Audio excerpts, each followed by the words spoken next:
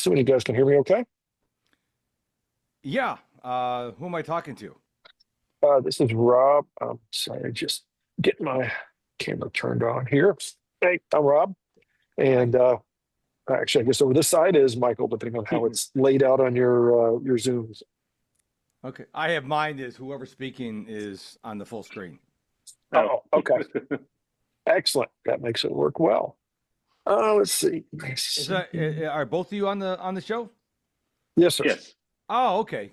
Just so you know, I don't know who it is, but you're coming in really tinny, and that's why I don't. I use this as a microphone instead of the AirPods because I mean, for my podcast, I mean it's your show. You could do whatever you want to do, but for my show, I like using this microphone. It makes it sound clearer. So Yeah. Is that me?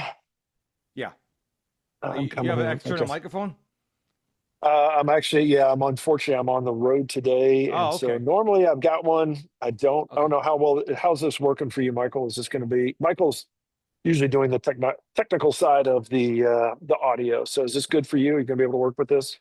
Yeah, I think it'll be able to remove most of the tinny. Okay. And I'll just mute when I can, so I won't have too much in the background. Let's see. How long do you? I refresh my memory. How long does this podcast usually go for? That was what I was about to jump into. We typically do it about an hour. We talked. We keep it conversational. We sort of have a rough direction we go and then let it go there. It's always been, we've always had some great conversations, very organic. We Like that. do split it. We split it into two. It ends up being two episodes, how we do it. So we find as best we can, a logical spot to sort of, pause it for episode one. And then we come back for episode two. Okay. We'll dive into the intro here, or we'll dive into it here in a minute. What we'll do is I'll introduce myself, introduce the podcast, basically introduce myself, introduce Michael, and then have you introduce yourself, and then we will start into it. So, any questions? Okay. Yeah. What's your credit card number? Especially, I want a credit card that's got like a $10,000 limit on it. So can you? Yeah, 42, 42, 42, 42, 42, 40, 42. Doesn't matter what the expiration date is. Give it any code. You can do whatever you want until it says nope. That's only a test card. But hey, that is sky's the limit. All right, love it, love it. Okay, I'll be right back. Look at this. This is gonna be a fun one. Well, hello and welcome back. We are continuing our season on building better foundations. We are building better developers, the Developreneur podcast. I am Rob Broadhead, one of the founders of Developreneur, also the founder of RB Consulting, where we help you leverage technology, build it to a roadmap for a better future. Good things, bad things. Good thing is that modern technology allows us to go wherever the heck we want to go. I can actually be working just about anywhere. I've talked about some of my toys in the past that have I can have multiple screens. I can have all that good stuff. The bad thing is that there is still a level of degradation. If you really have a good office and you got really good tools, then sometimes it's difficult to take them along. But I'm still working on those. I'm not working on replacing my co-host. So Michael, go ahead and introduce yourself.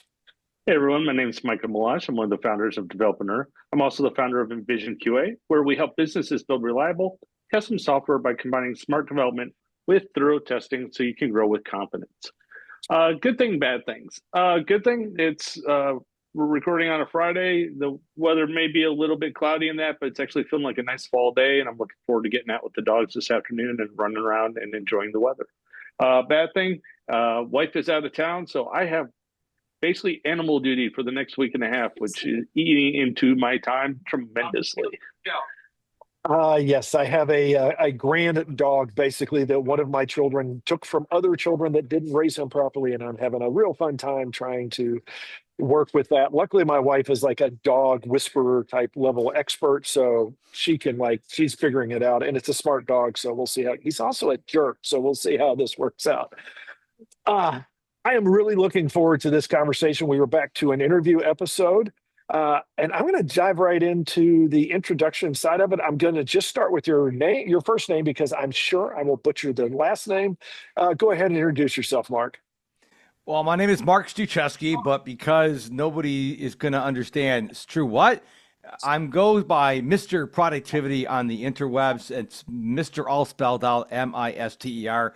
My passion in life, my dream, my goal, what drives me every morning when I wake up is to help people get unstuck, whether that's with time management, goal setting, clarity, focus, prioritization, whatever. So many people are stuck these days, and I love helping people get unstuck.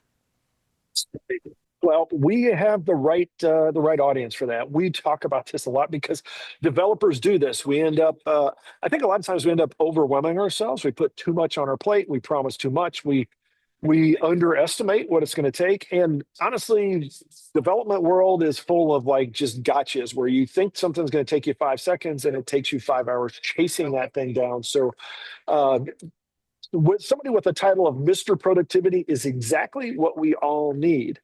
And I think I want to dive right into one of the things that you mentioned is that you've got a practical tool called Distraction Detox Framework. Distractions are the bane of our existence. And I would really like to I think that's going to be right away like a very high return on investment there. So why don't you talk a little bit about that? Well, the distraction detox starts with a very painful and horrifying exercise. I encourage people to carry a little notebook with them, or you can use an app on your phone. Don't go looking for a special notebook or a special app. Just whatever you have laying around or on your phone. And every time you are distracted, write it down. Could be the FedEx driver showing up at your house. It could be a helicopter flying overhead. It could be the neighbor's dog barking. All I want you to do is write all these down. Most people, as a matter of fact, I don't think anyone's ever made it an hour because after like 10, 15 minutes, you look at everything that is on your list and you're like, holy macaroni, I am really distracted. And here's the thing about distractions. Some distractions, you're like, oh, that's distraction. But sometimes you may not be paying attention to it, but your subconscious mind is. And so you think you're fully focused on the task at hand, but your subconscious mind's going, what's that? Oh, the FedEx driver is at the neighbor's house? Wonder what they're getting. How can they afford that? And so you start distracting yourself. So distractions breed other distractions. So the first step is to identify your distractions. I'm not saying you're going to be able to solve all these, but it's to bring awareness that you are this distracted. Now, once you get past that horrifying stage, that horror flick stage, then you're going to sit there and ask yourself, how can I begin to mitigate some of these distractions? Now, there's two types of distractions. There are distractions that are not within your control. You really can't go to your neighbor and say, hey, can you bring the dog in the house? I mean, we're recording this right now. Next door, we have a neighbor who has a couple dogs. When they bring their kids home, sometimes they let the dog out for a few minutes, sometimes a little bit. I cannot tell them, I'm going to record a podcast episode, keep your dog in the house. So that is a distraction that's out of my control. I certainly can't tell Amazon, the FedEx driver, the UPS driver, don't come down my street because I'm going to be on Rob and Michael's podcast. What about in my house? My dogs, well, what can I do? I can make sure they've already gone outside. I can make sure the blinds are shut so that they don't see squirrels or other dogs outside. So what can you control? Do your best to mitigate those distractions, and everything else, well, if your city is going to jackhammer your street today or this week or next week, probably not a good time to do podcast interviews because you can't control that. But what you can do, you can mitigate it by moving it to another time. So that's what the detox is all about. It's controlling what you can, mitigating what you can. Um, God, that really speaks to me because I was sitting there the other day, and one of the things I do is often to go into. I have a Pomodoro technique where I'll go in and I'll have a focus period of 25 or sometimes 45 minutes, 60 minutes, something like that. Where I'm like, all right, and I'll have the background music on to just like just focus, focus, focus. And literally, I guess yesterday or the day before, I was sitting there and I was working on this problem, and the next thing I know, I was sitting there looking at an email, and I was like, what the heck am I doing? How did I even get over to email was not up? How did I get myself over here to looking at this email right now? And it's exactly what you said, is it's that distraction of, and this is where I think like I said, I think this is where developers, I think part is because we're in our head so much when we're working. It's easy to have something in your head. You have this thought, and you're like, "Oh, I got to go look at that." And the next thing you know, you're distracted and you move on. And maybe it's partially just more me with like a ADHD kind of a nature that I have. I got a But perfect it's solution for you, though, Rob. Mhm. What you do, I don't have a prop. I apologize not having a prop. You keep a little notepad next to you. When that thought pops in your head, no matter what it is, it could be, oh, I wonder why the sky is blue. Well, don't go to your favorite AI, write it down, and then later on, when you're out of focus mode, then you go look it up. What people do, they're working, and all of a sudden, Denzel Washington pops in their head. Well, let me see what his latest movie is. No, write down Denzel Washington movie ? On your notepad. That way, when you're done with your focus time, you could pick it up and go, why did I write Denzel Washington movie on here? Because it wasn't that important. Yeah, that's to me, that's probably the scariest thing about distractions is that you find out too often. It's like that was totally unnecessary. Yeah, I did it.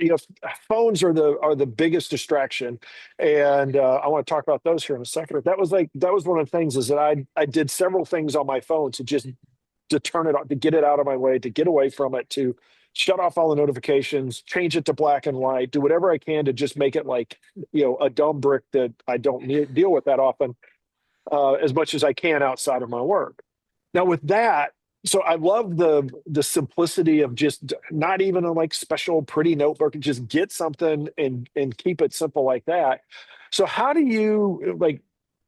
I guess then it's the next step. So now I know I've got these distractions. My favorite would be like, you've got a watch, you've got a phone or something like that.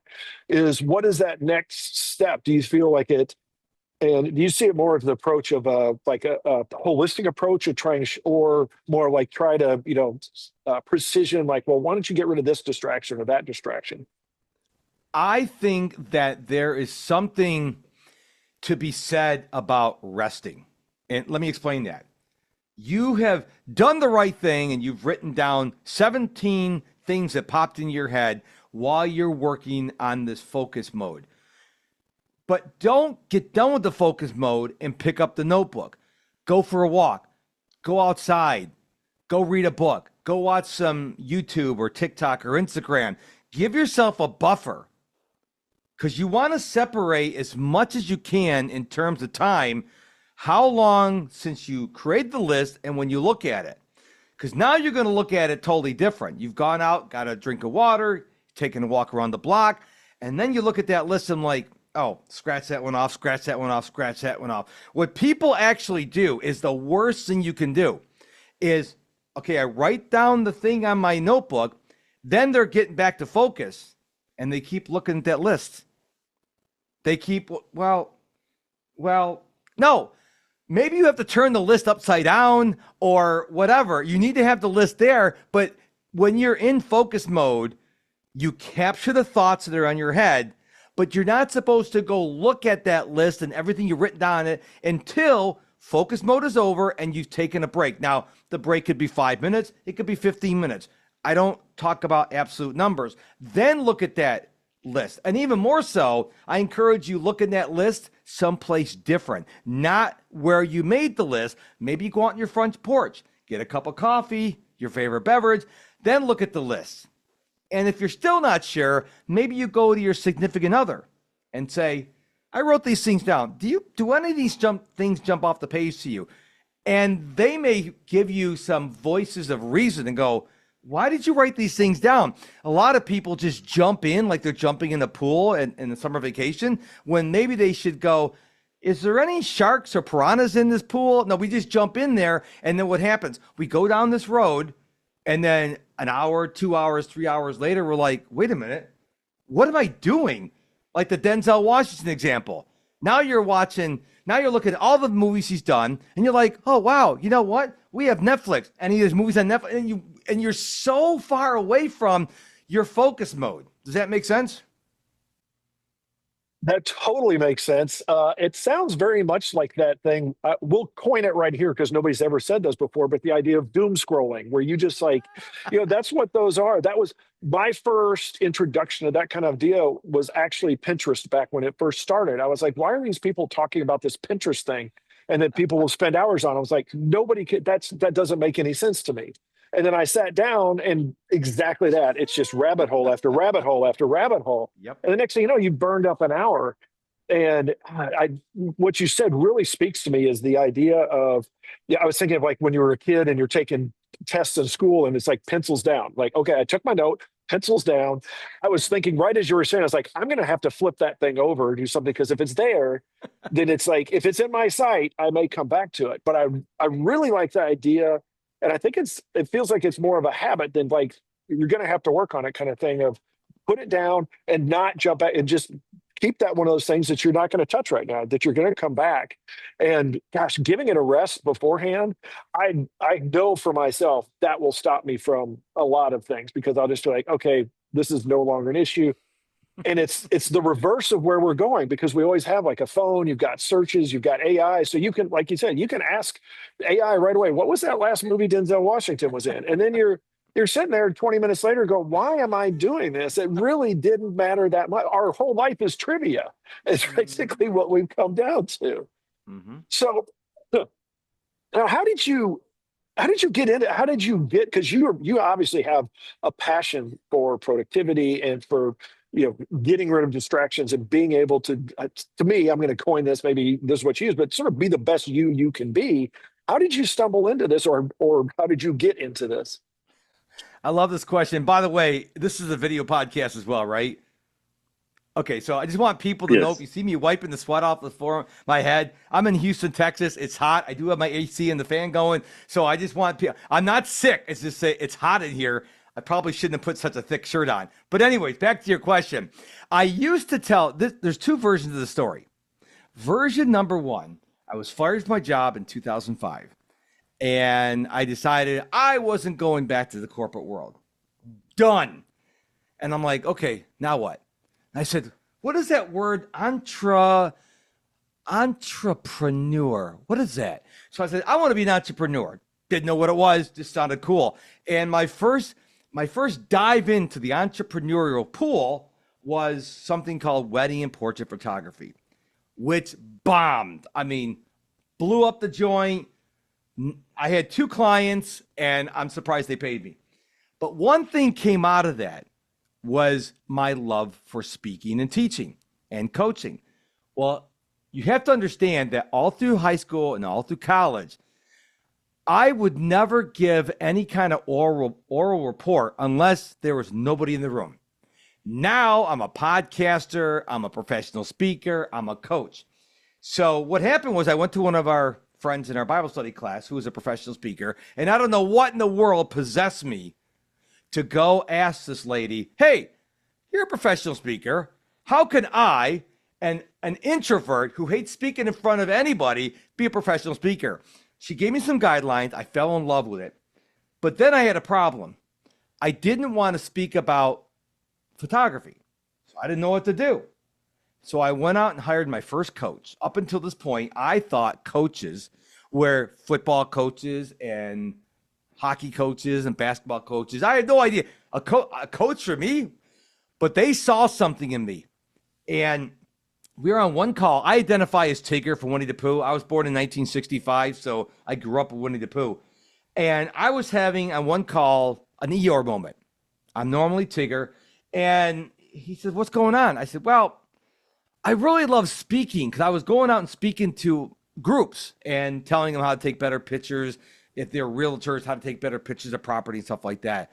But I don't want to speak about photography, but I don't know what I should speak on. He goes, well, why don't you speak on productivity? I'm like, that's weird.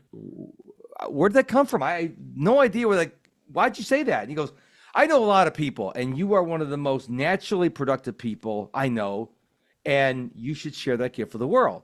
I'm like, the first thing I said is, isn't everybody this productive? And after he stopped laughing for 10 minutes, he goes, no, you need to share that gift with the world. So that's how I actually went in the productivity business, hung my shingle out in 2011. But the more people asked me about it, I started thinking, I was raised in the late 60s and early 70s by parents who were from old school. You do chores, you do them correctly, you do them on time, You don't go out and play and then do your chores. You do your chores and then you go outside and play. And I think my mom and dad, who has since passed away, didn't know it, that I was eventually going to be something called Mr. Productivity many years later. And so my parents, thankfully, laid that foundation for me. So it really sounds like it's kind of funny, some of the things you mentioned there, about teaching and that, because when I was going through college and that, I was like done with school, like all those public speakings and things like that. I hated it. And of course, 6 months after college, I became an instructor teaching Java. So it was like one of those where I'm never going back to school, and I end up teaching. It's interesting how you kind of got into this, because I think so many entrepreneurs kind of go through similar things. They leave corporate, or they leave their jobs and they want to start something else. But one of the biggest problems they have is either the lack of focus or the lack of motivation, or just maybe it's not the right topic. Through your experience, how you became Mr. Productivity, what are some of the things that you could recommend for young entrepreneurs, or just people getting into their own business, to use productivity to help drive them, to help their businesses thrive? Rule number one, make sure you're following somebody who is doing what you want to do. So if you want to be productive, go search for the productivity people on the interwebs. I would highly recommend you start with Mr. Productivity, but there's a lot of them out there.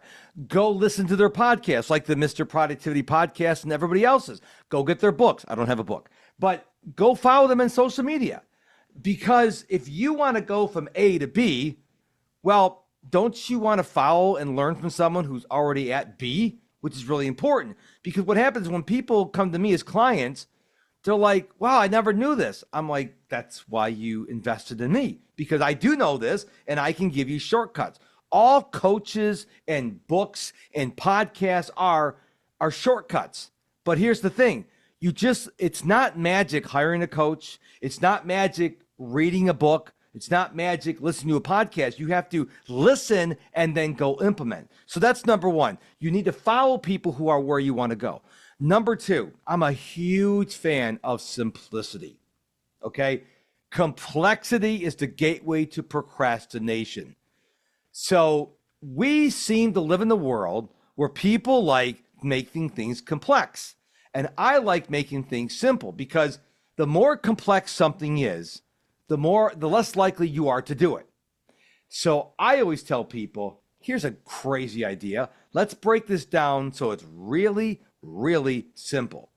Because if I told your listeners, hey, here are 37 things that if you do all these things, you're going to be the most productive version of yourself ever, they're going to go, I'm out. But if I tell them, and we'll probably get to this later, I mean, we already give them several solid tips. You pick one that resonates with you. So, listener, if I've already said something that resonates with you, I encourage you to write that down and maybe go do it. Don't try to do 3, 4, 5, 6, 7, 10 things, because then you're like, okay, did I do one? I got to do 4. What's next? Then you get confused. Then you get overwhelmed. And then you go to TikTok or Instagram and YouTube and endlessly scroll. Yeah, it's funny you mentioned that, because it reminds me of some marketing material I read recently. I can't remember which book it was in, but it was kind of the concept of focus. And for sales, it's like, if you want to sell, if you're a watch seller, a lot of the like watch brands want to promote all their watches. Well, really, if you give them 1 or 2 watches in an ad, they're going to be able to pick one or the other. But if you give them 6 or 7, it's too busy, it's too many, they'll just move on to the next advertisement, or just miss your ad completely. I love the idea of simplicity. Kind of going back to your idea of writing down your distractions on, in a notebook. I love the idea of analog. Too many times I find digital gets bloated. It makes it complex. It gets overcomplicated. You go down that rabbit hole. It's like, oh, it's here. You end up focusing on that versus what you're working on. Interestingly enough, especially in the new with like the chat bots and all these wonderful like Trellos and things like that where you can put them in. I guess the trick here is, how do you always know that you're distracted? So sometimes it's obvious and you can write it down, but some of the things you said, like, FedEx, yeah, okay, I can see that. But sometimes there's those little nuances you get where you don't realize you're distracted or you're going down that rabbit hole. It could be like you're looking up a problem for some software you're working on, but you end up going down a rabbit hole trying to solve that problem, but you end up, going way off topic. What are some tips to kind of catch yourself before you go down those paths, or at least catch yourself that, hey, you are distracted when you really don't think you are? That's a great question. And what I encourage people to do is every once in a while, and I'm not going to give you an absolute number. Every once in a while, just stop, literally stop what you're doing and just ask yourself, could be out loud or in your head, is this what I'm supposed to be doing right now? If you would just take 3 seconds to ask yourself that question, you may go, oh my gosh, no. Why am I in my email? Why am I... This is a project for tomorrow. Why am I doing it now? But what happens is we go down the road, we turn left, we should have gone right, and we just keep going instead of going, wait a minute. Wait, I'm not, this doesn't look familiar. So just ask yourself that question in 3 seconds. It's not going to stop you from what you're doing. It just allows your brain to catch up, because sometimes either our brain is really far ahead or it's still behind trying to catch up. And if you stop for 3 seconds and go, is this what I'm supposed to be working on? And you're like, whoa, no. Then you can stop yourself before you go all the way down the road and realize you're 20 miles off course. So just ask yourself that question. And if the answer is yes, okay, keep on going. If it's no, then you can do what you have to do. So nice. Oh, go ahead, Rob. I was so with this, I know I'm thinking, as I'm almost getting a little distracted with that. But the idea of, so now you're trying to figure out your distractions, you're trying to, and doing this, and you alluded earlier to that there's some of these things are easier to do for people than others. Now you've worked with a bunch of people. So are there, as opposed to necessarily even specific, are there sort of like, we'll call them like families or classes of changes that people can do that tend to be more accessible, the kinds of I guess entry level versus like more advanced distraction removal techniques and things of that nature? There's certain things, like if somebody's sitting there like, gosh, I don't know if I can do this, are there some that are easier than others that you say this works for most people, or most people are going to be better suitable to pick this up? Well, I like to talk about something that's very controversial and it gets people on edge, but probably people listening to your show are adults, and there's this thing called adulting. So I am not a fan of blaming social media apps or technology. Oh, it's because of Facebook. No, it's because you are not disciplined. So let me just put that out there. You need to practice adulting. Stop making excuses. Stop blaming other people. So that's number one. Number two, I think one of my most popular and most powerful productivity tips is to just get up and walk around for a couple minutes. Because again, you're working, your eyes are seeing stuff, your brain's processing, and you keep doing 30 minutes, 60 minutes, 120 minutes, 180 minutes. You haven't gotten up, the blood's not flowing. This is stuff that everybody can do. I mean, you're probably not landing a plane in the war zone, so get up and give yourself a break. If you work from home, just walk to the kitchen. If you are in a corporate environment, walk to the break room. But this is so simple, because what happens is people want all these, give me these 5 things I can do that is really simple, that's going to make me more productive. And I'm like, let's start with the easy stuff. When's the last time you got up and walked around for a couple minutes?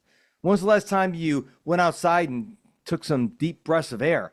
When's the last time you closed your eyes? Go outside, put your bare feet on the ground, close your eyes, and meditate for a minute. I mean, these are really simple things, but they're proven to improve your productivity. Everybody wants the hacks, like, how do I hack my phone so I'm not distracted by it? Or how do I do this? Let's start with let's build a strong foundation. Like, how do we become more productive? when you build a house, you have to build the foundation first, right? Probably the same thing with your developers. You got to build the foundation. You can't put on, the finishing touches in the beginning. You got to start with the foundation. So I encourage people to go back to the basics. Every sports league in the world, it doesn't matter how great of a player you are, you go back to the basics. Tom Brady, when he played, what'd he do? He went to training camp and threw footballs. Why? Because that's what you do in training camp. And I think what happens when we go from year 1 to year 2, year 3, we're like, I don't have to go back to the beginning. The greats always go back to the basics. How's my foundation? Is everything working? What do I need to learn? Because guess what? I hate to be a spoiler for your listeners. Everybody has stuff to learn. Everybody. And that is where we're going to pause our conversation with Mark. The energy is going to keep on flowing. Trust me, this is one of those that we could have gone on and made this, like, I don't know, a whole season of stuff. We could have definitely cranked out a couple episodes. The energy brings obviously is great. The brilliant mind on these kinds of things, and also some just really good, simple solutions. So keep your notebook handy. Don't get distracted, and be ready for part 2 when we come back in the next episode. As always, thank you so much for hanging out with us. Check us out in all the different places you can check us out. Let us know any feedback that you have. Go out there and have yourself a great day, a great week, and we will talk to you next time.